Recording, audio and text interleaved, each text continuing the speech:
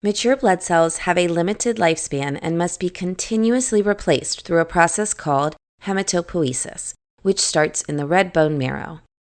All formed elements of the blood derive from a common progenitor, the hematopoietic stem cells, HSCs.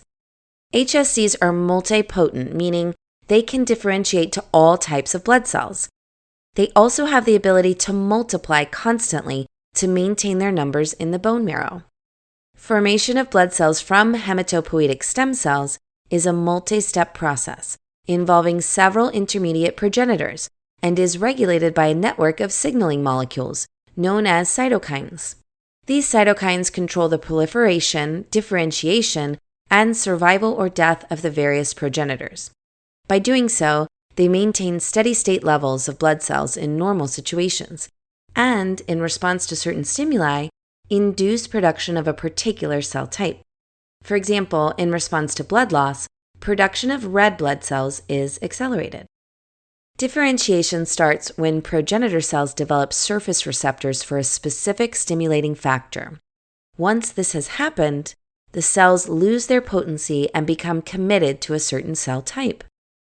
Production of red blood cells, RBC, or erythrocytes, is stimulated by erythropoietin, EPO.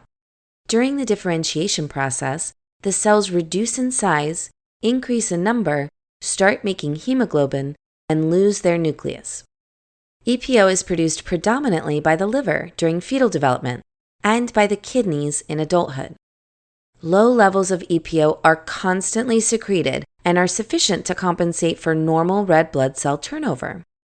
When RBC count drops, such as during blood loss, the resulting oxygen deficiency state, hypoxemia, is detected by the kidneys.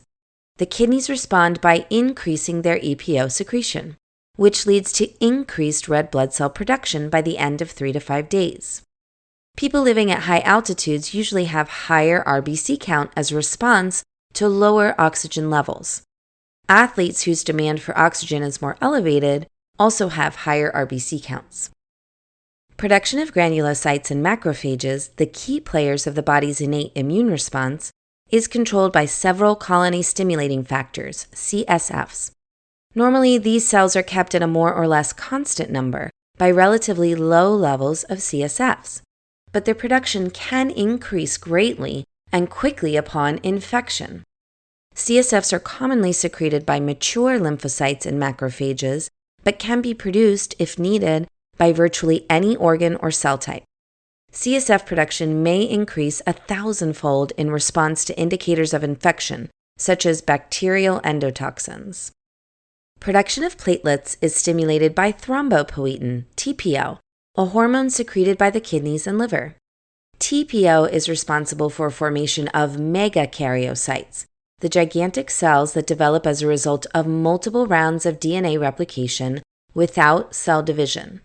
A megakaryocyte gives rise to tens of thousands of platelets, which are essentially broken fragments of its cytoplasm.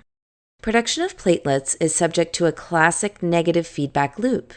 Reduced platelet levels in the blood promote their production, while elevated levels inhibit it.